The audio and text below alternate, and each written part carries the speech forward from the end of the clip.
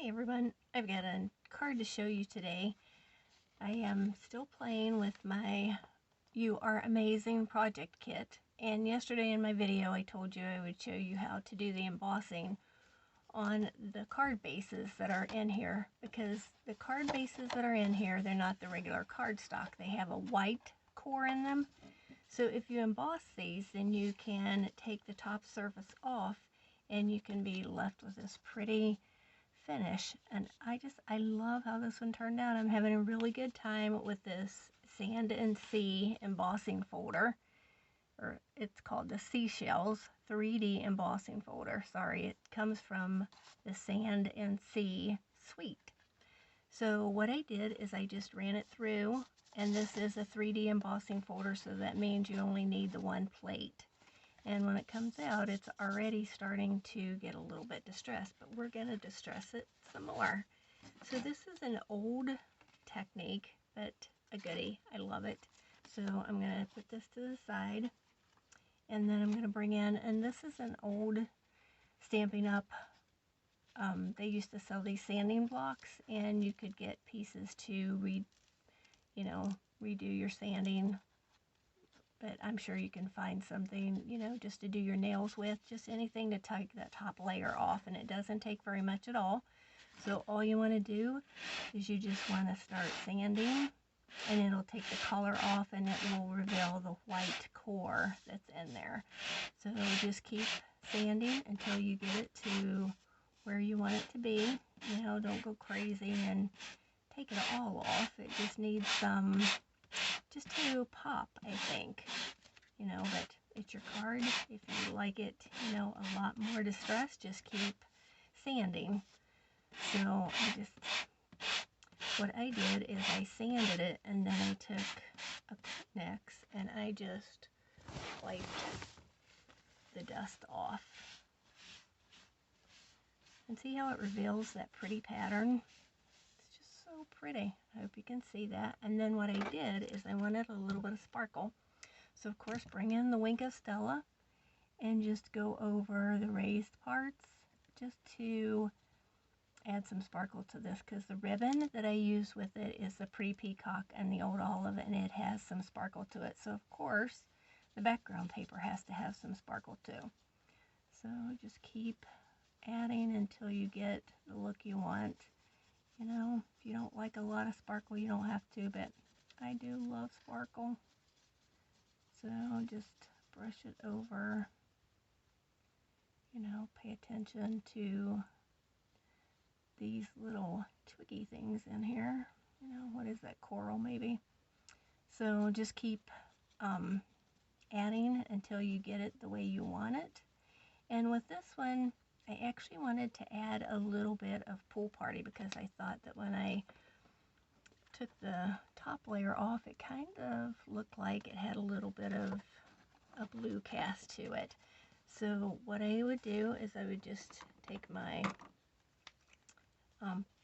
take this and cut it to like 4 by 5 1/4, and then cut your Pool Party at 4 1/4 by 5 1/2, and I always go just a tiny little bit underneath it, so you have a little bit of wiggle room when you put it on your white card base.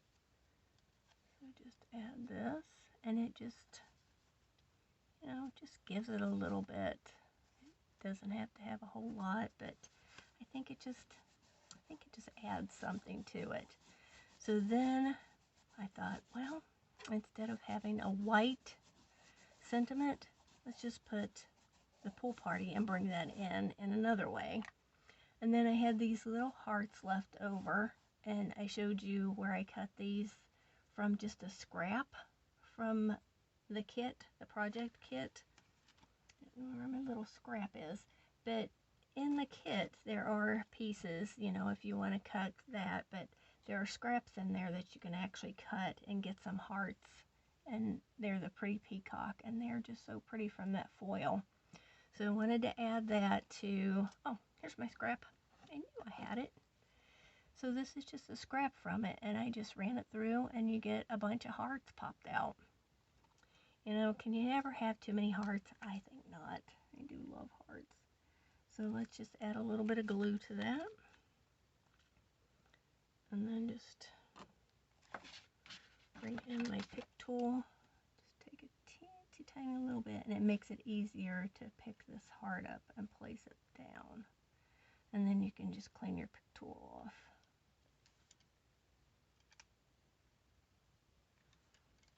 I like it. So then you bring in, and this is the Pretty Peacock in Old Olive. It's reversible, and it's in the big catalog. It's in the annual catalog.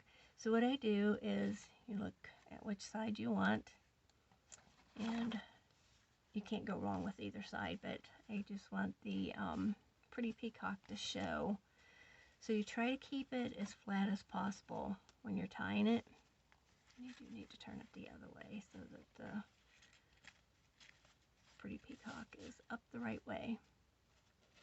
And this ribbon, it ties really nicely. It's got a little bit of heft to it, but it's not just really stiff, so you can't tie it. So I always try to take my ribbon and keep it flat as possible, and then do your little bows, and then just pull it through. And then you can fuss around with it a little bit and get it to where you want it to be. But see the sparkle in the ribbon? Isn't it pretty? I like it. I like my bow to be nice and tight. So just keep playing with it till you get it the way you want it, the size that you want. And then since you tied it around, you can scooch it over just a little bit if you want to, because I wanted it in the corner. And then just snip the ends off. And then all I did is I popped the sentiment up on dimensionals. So I just use, you know, it's probably overkill, but I used 4 because I want it to stay. And on the ribbon, sometimes it's hard to get it to stay where you want it to because the ribbon's thick. So just add a couple more, you know, and that way you know it'll stay where you want it to stay. Isn't that pretty? It's just so simple, but just, I like it. Tell me what you think, and if you haven't subscribed to my YouTube channel, go ahead and subscribe and leave me a comment. Thanks a lot. Bye-bye.